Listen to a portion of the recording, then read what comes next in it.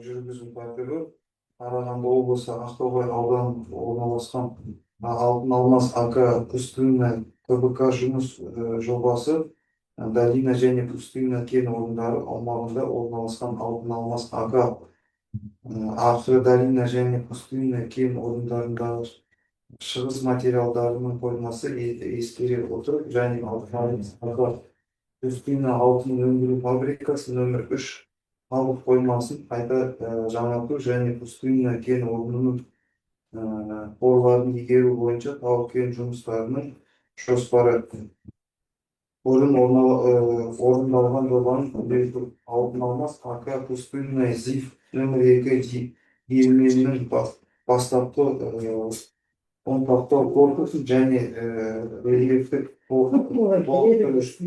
желісін салу жұмыс жобасын әсер ету экологиялық рұқсат алуға арналған материалдар рұқсат етілген шығарылымдар нормативтерінің жобасы қалдықтардың басқару бағдарламасы өндірістік экологиялық бақылау бағдарламасы қоршаған ортаны қорғау бөлімі қоршаған ортаны қорғау жөніндегі іс-шаралар жоспары бойынша ашық отырыс арқылы өтетін қоғамдық тыңдаулар өткізу күні 22 қазан 2025 жыл сағат 15:00 құрметті қоғамдық тыңдауларға қатысушылар қайырлы күн.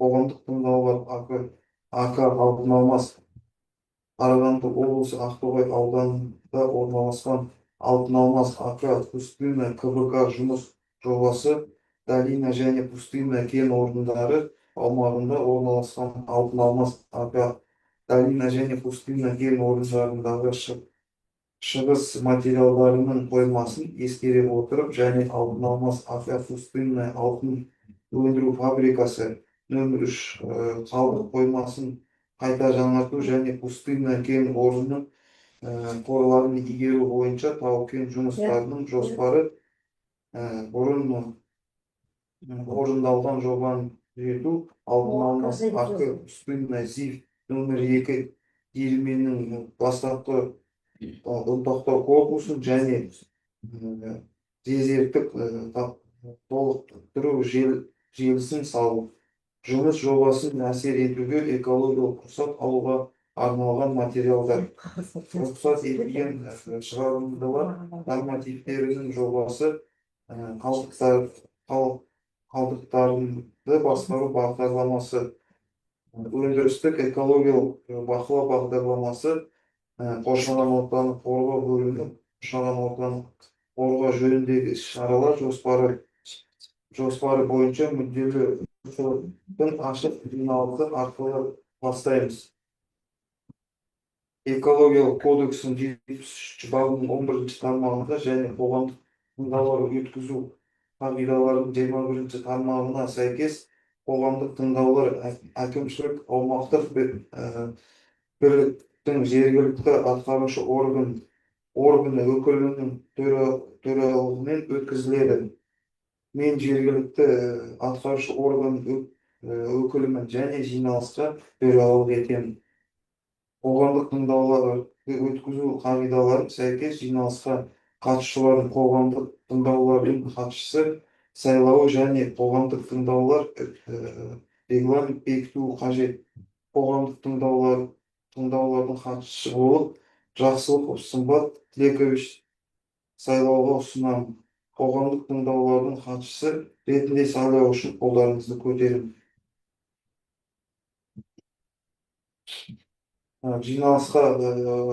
Жиналысқа қатысушылардың көпшілік дауысымен хатшы сайланды. Қоғамдық тыңдауларды өткізудің мынадай регламент ұсынылады. Баяндамашының сөз сөйлеуі 30 минутқа дейін.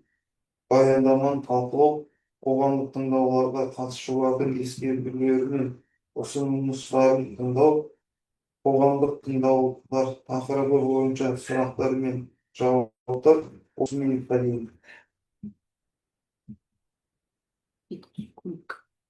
Сөз сөйлеу немесе сұрақ қою, ескерту немесе ұсыныс жасау үшін қолдарыңызды көтеріп, өзіңізді хаттамаға ұсыну қажет.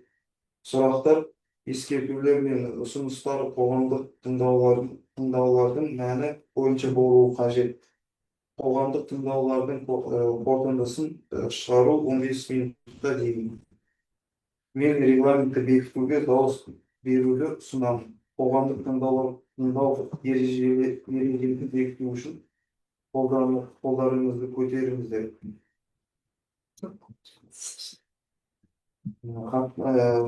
Хаттаманы дайындау үшін бейне және аудиожазба жүргізіліп жатқан хабарлаймын. Сөз баяндамашы жобалаушы Ерім Даниярға беріледі. Рахмет.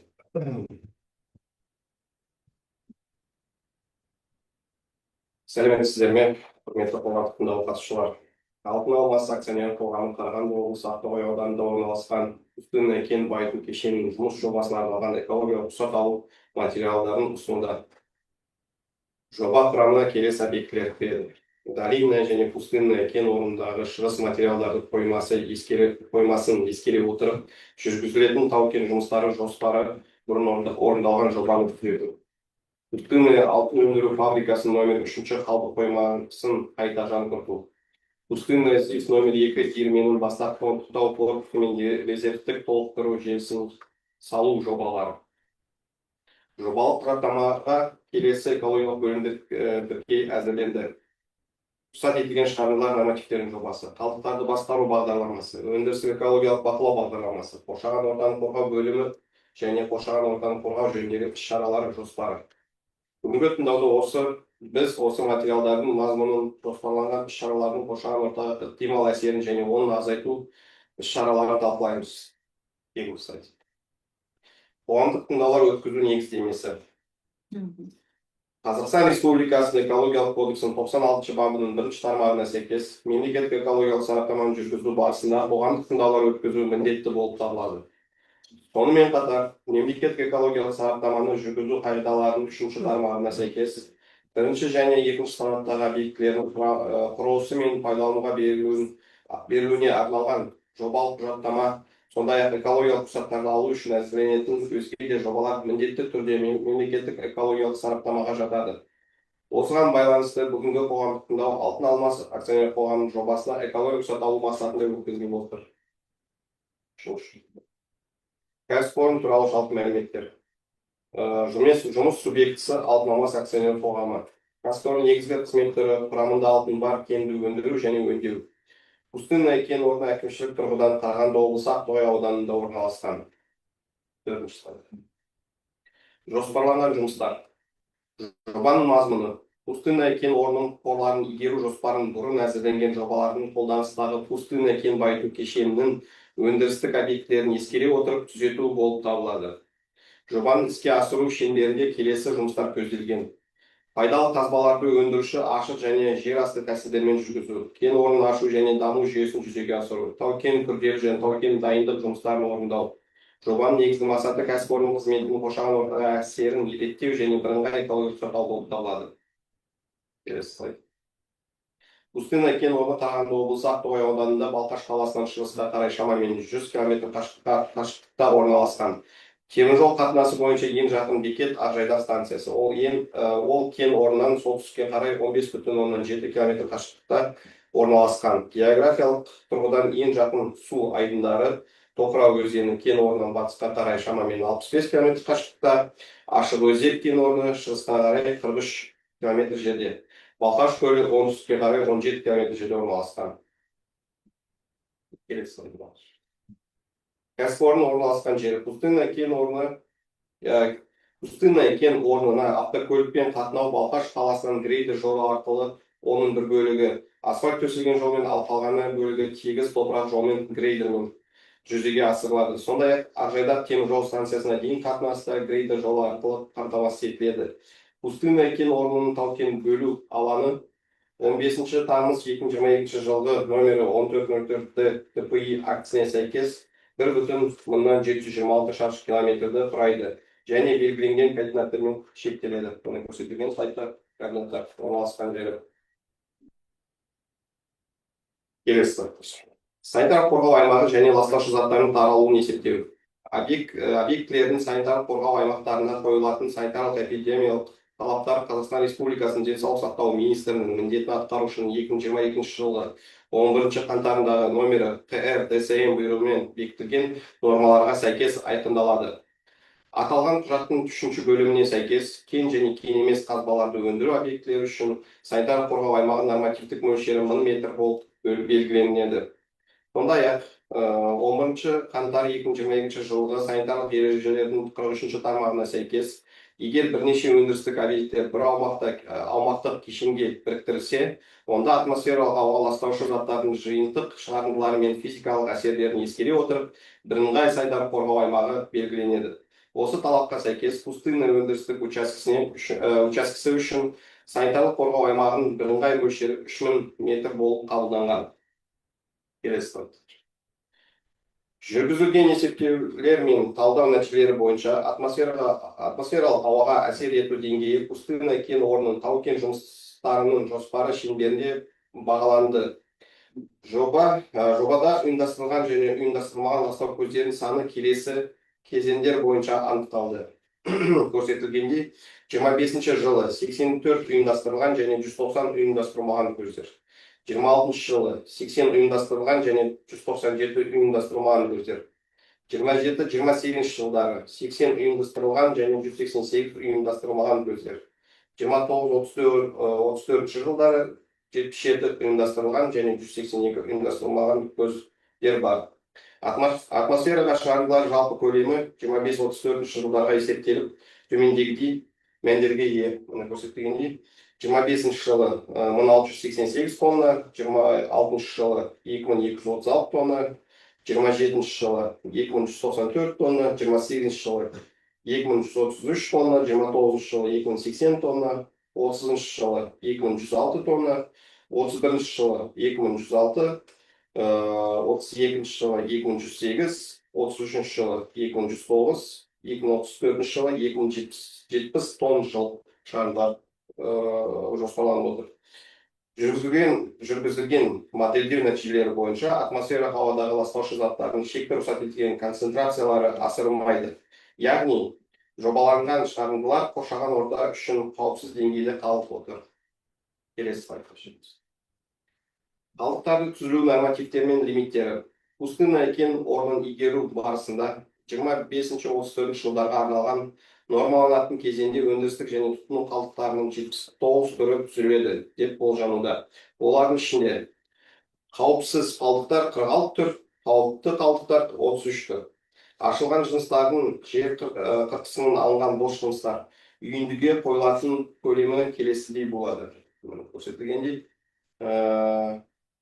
ашылған жыныстардың көлемі 25 жылы 4.134.964 тонна, 26 жылы 10.859.153 тонна, 27 жылы 5.095.644 тонна, 28 жылы 777.364 тонна, 29 жылы 151.653 тонна, 30 жылы 66.673 тонна, 31 жылы 62.626 тонна, 32 жылы 70.945 тонна, 33 жылы 80.452 тонна, 34 жыл 26.242 тонна құрайды. ЗИФ қалдық қоймасына 25-34 жылдар аралығында шамамен 6 миллион тонна қалдық орналастыруы жоспарланып отыр. Өндіріс барысында түзілетін кейбір қалдықтар кәсіпорын ішінде қайта пайдаланылады. Мысалы, жолдар мен өндірістік алаңдарды жөндеуге, қалдық қоймаларын нығайтуға, карьерлердің рекультивациялау жұмыстары үшін қолданылады. Тау-кен жұмыстарының жоспарына сәйкес ашу қоймасында тек ашу жұмыстары мен бұрғылау қалдықтарын көму көзделуде. Қалған қалдықтар тиісті шарттар негізінде арнайы лицензиясы бар ұйымдарға өткізіледі. Келесі слайд. Сумен жабдықтау және су бұру. сумен жабдықтау, пустынный кен байыту кешенінің технологиялық және шаруашылық қажеттіліктері қамтамасыз ету көзі пустынный кен байыту комбинатының жинақтаушы болғаны болып табылады. Ауыз су қажеттіліктері автокөлікпен жеткізілетін көтергедегі сумен қамтамасыз етіледі. Арнайы су пайдалану мақсаты шаруашылық, ауыз су және өндірістік техникалық сумен жабдықтау. Арнайы су пайдалануға рұқсат көрсетілгендей номері КЗ 49 ВТЕ 0022 3765 берген күні 8 ақпан 24 жыл. Суды бұру. Шаруашылық тұрмыстық сатынды сулар қолданыстағы кәріз жүйесі арқылы пустынный кен байыту комбинатының тазарту құрылыстарына бағытталады. Бұл сулар жергілікті тазарту құрылғыларында тазартылып, кейіннен айналымдағы сумен жабдықтау жүйесіне қайта пайдалану үшін қалдық қоймасына жіберіледі. Алтын өндіру фабрикасының технологиялық схемасында айналымдағы сумен жабдықтау жүйесі қарастырылған. Яғни су ресурстарын пайдалану толық тұйық цикл бойынша жүзеге асырылады. Пайда болған кульпа қалдық массасы қалыңдатқыштарға жіберіліп, кейін қалдық қоймасына сақтауға бағытталады. Жаңа суды тұтынуды азайту мақсатында кәсіпорында қалдықтарды қоюлату және сүзу арқылы суды қайта айналымға қайтару технологиялары енгізілген. Су объектілеріне немесе жер бедеріне сатынды сулардың ағызуына жүзеге асырылмайды. Келесі слайд. Өндірістік экологиялық бақылау. Пустынный кен байыту кешенінде өндірістік экологиялық бақылау арнайы бекітілген өндірістік экологиялық мониторинг бағдарламасы шеңберінде жүзеге асырылады. Бағдарлама келесі бағыттар бойынша бақылауды қамтиды. Атмосфералық ауаға әсерді бақылау.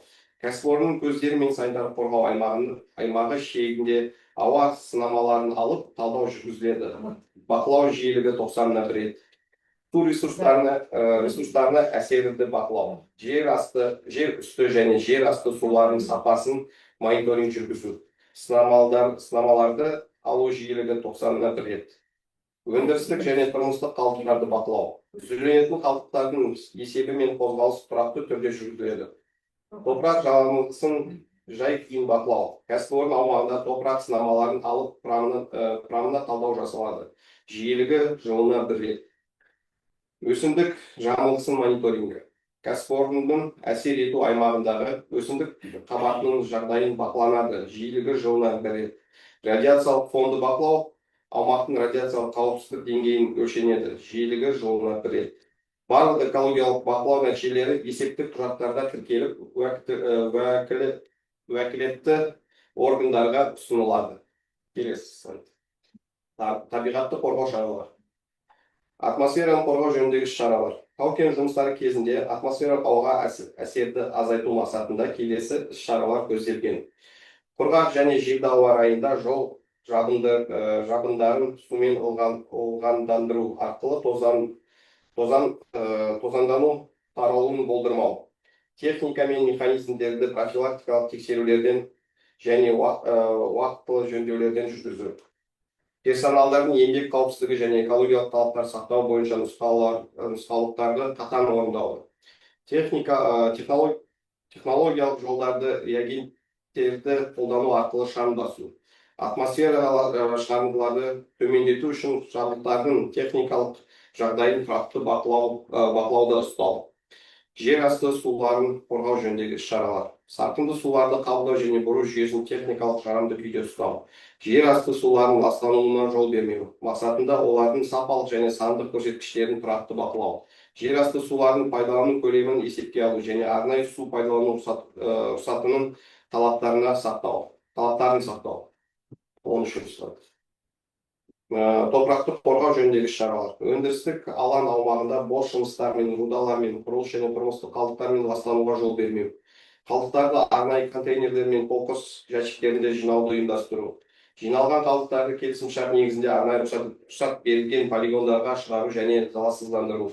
Топырақтың бұзылуын болдырмау және жер ресурстарын ұтымды пайдалану мақсатында аумақтық тазалығын тұрақты бақылау. Қалдықтар мен жұмыс істеу жөніндегі шаралар. Қалдықтар мен әртүрлі түрлерін бөлек жинау жүйесін енгізу. Қалдықтарды келісімшарт негізінде мамандырылған ұйымдарға тапсыру. пайдаланылған және бұзылған жерлерді қалпына келтірудің техникалық кезеңін жүргізу.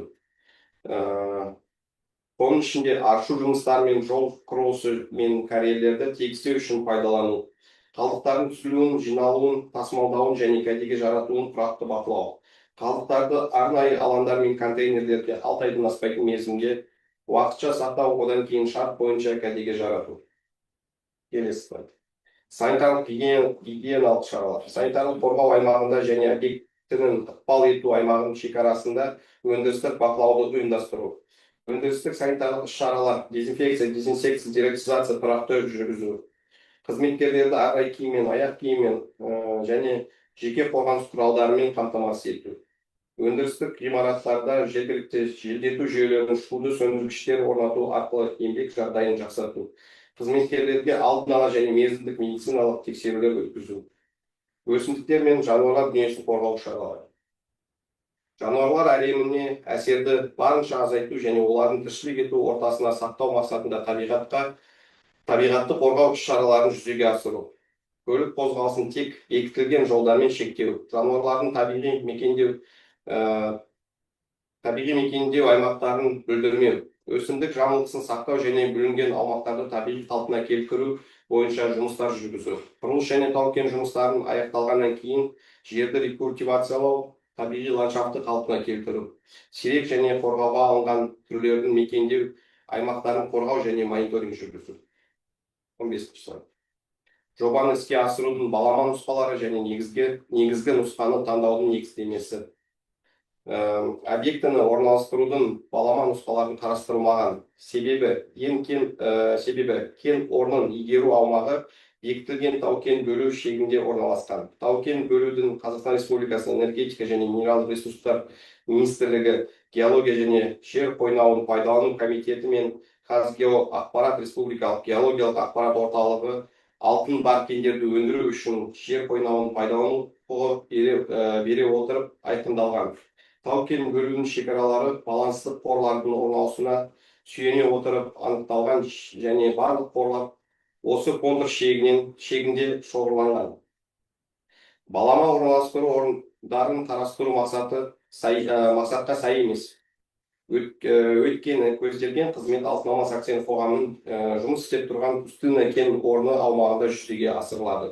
Осылайша жобаны іске асырудың негізгі нұсқасы ретінде Пустынный кен орнында өндірістік жұмысты жалғастыру қарастырылған. Бұл нұсқа кен орны бар инфрақұрылымды тиімді пайдалану мүмкіндік береді. Қосымша жер ресурстарын тартуды және табиғи аумақтарды бұзуды болдырмайды. Экологиялық және санитарлық гигиеналық талаптарға сәйкес келеді. Жер қойнауын тиімді және қауіпсіз пайдалануын қамтамасыз етеді. Жоғарыда аталған факторларды, сондай-ақ кен орнының геология және техникалық ерекшеліктерін ескере отырып, Пустынный кен орнында жұмыстарды жүргізу экологиялық және технологиялық тұрғыдан оңтайлы әрі қауіпсіз нұсқа болып табылады. Назарларыңыз үшін рахмет.